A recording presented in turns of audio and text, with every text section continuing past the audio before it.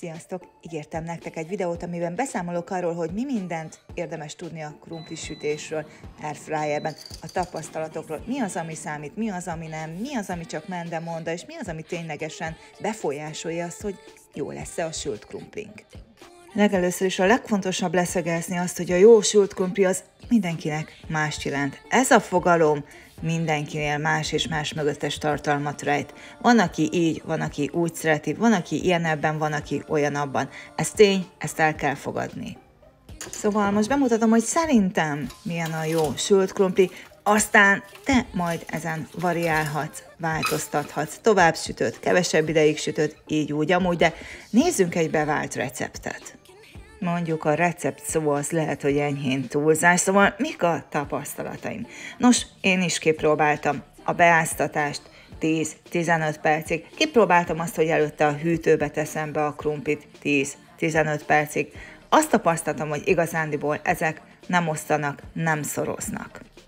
A krumpli fajtája természetesen már nagyban befolyásolhatja azt, hogy milyen sült krumplink lesz, de igazándiból én nem találtam olyat, nem találkoztam olyan krumpli fajtával, amiből ne lehetett volna jó sült krumplit készíteni, úgyhogy ha nem jó a sült krumplit, biztos, hogy nem a krumpli fajtája a hibás. De akkor nézzük is, hogy hogyan készítem én a sült krumplit, és közben akkor hangozzon el, hogy mi az, ami számít igazán. A legelső dolog egyből a legelején adódik, mennyi krumplit tegyünk egyszerre az airfryerbe. Ezt ki kell kísérletezned. Attól is függ nyilván, hogy te hogyan szereted a sült krumplit. Én most mondom, hogy a milyenkkel mi a helyzet. Én egy 20x20 cm-es kosárba fogom tenni a krumplikat, hiszen a mi gépünk akkora. 1700 wattos teljesítménye van, ez szintén befolyásoló tényező lehet. Ezekhez a paraméterekhez az én tapasztalatom és a mi ízlésünk szerint 0,7 kg az, amit maximum bele szoktam rakni egyszerre a sütőbe.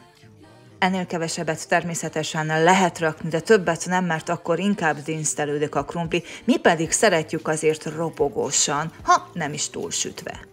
Szóval elsőként megpucolom és feldarabolom ezt a maximum 0,7 kg mennyiségű krumplit. Ahogy az már elhangzott, nem áztatom, nem teszem be hűtőbe, nincs rá szükség. Ami viszont a második nagyon fontos dolog, hogy nem sózom meg a krumplit, csak amikor már kész. Ez nagyon-nagyon fontos, ha jó sült krumplit akarsz, nem akarod, hogy szottyos legyen. Fűszereket lehet rá rakni, de sózni csak a legvégén lehet. Azt tapasztaltam, hogy az olaj fajtája is befolyásoló tényező lehet. Extra szűz olívaolajnál azt tapasztaltam, hogy hamarabb lesz száraz a krumpli, és jobban megég a vége. Mostanában már sima olívaolajat használok, azért abból is a tisztább minőségűeket. A másik nagyon-nagyon fontos tényező az, hogy mennyi olajat teszünk a krumplira. Na talán ezen múlik a legtöbb. Láttátok a krumpli sóját, hallottátok, hogy mekkora őst teszem, most pedig láthatjátok, hogy ennyi mennyiségű krumplira mennyi olajat teszek. Fontos, hogy ezt az olajmennyiséget egyenletesen oszlassuk el a krumplin, minden egyes darabkát vonjon be jól. Amíg előkészülünk, érdemes az airfryert előmelegíteni. Igen, én azt mondom, hogy érdemes, majd erről is készítek egy videót, hogy szerintem miért számít ez, miben segítség ez, mikor kell és mikor nem, mert van, amikor nem kell, de sült krumplinál mindig előmelegítem, 205 fok 5 perc. Szóval összedaraboltam, nem áztattam, nem hűtöttem, nem tettem rá sót, viszont tettem rá olajat és fűszert, ha szeretnétek, így kerül be a sütőbe. Indítom az előre beállított, beprogramozott sült krumpli programot, 195 fok 25 perc. Nálam ez a program félidőben csipog, félidőben szoktam először megkeverni, úgy, hogy minél kevésbé törjenek össze a krumpli darabok benne. Szóval ekkor szoktam először megkeverni, mert utána, bár a program már nem kéri, nem ajánlják, de én azt tapasztaltam, hogy utána még azért 2-3-szor érdemes ugyanúgy kivenni, megrázni, hogy minél egyenletesebben süljön meg a krumpli. Ne az legyen, hogy a teteje vagy itt-ott sült, máshol meg nem. Nyilván akinek alul-felül van fűtőszálja, az lehet, hogy elhagyhatja ezeket a keveréseket, vagy nem kell ennyit, nem tudom, de én azt hiszem, hogy azért ott, hogyha alul-felül fűt is, azért ott középen akkor sem éri annyi hő, úgyhogy érdemes azért minimum egyszer átkeverni, de ki kell kísérletezni. Ahogy mondtam, igazándiból attól függ, ki mennyire szereti átsütve, ropogósan, és ki nem. Na a lényeg, mutatom, 195 fok 25 percnél így néz ki a krumpli, ez a mi eredményünk. Én most ezt a fajta krumplit visszateszem még 3 percre, és mindjárt mutatom, hogy 3 perc után milyen, hogy legyen még egy picit ropogósabb.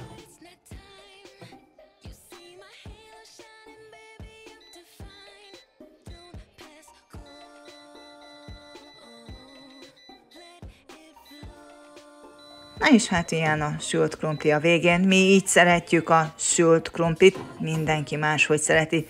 Ha ti ropogósabban, akkor süssétek tovább, ha szeretitek puhábban, akkor süssétek kevesebb ideig, vagy változtassatok a hőfokon. Igazándiból ezt mindenkinek ki kell kísérletezni.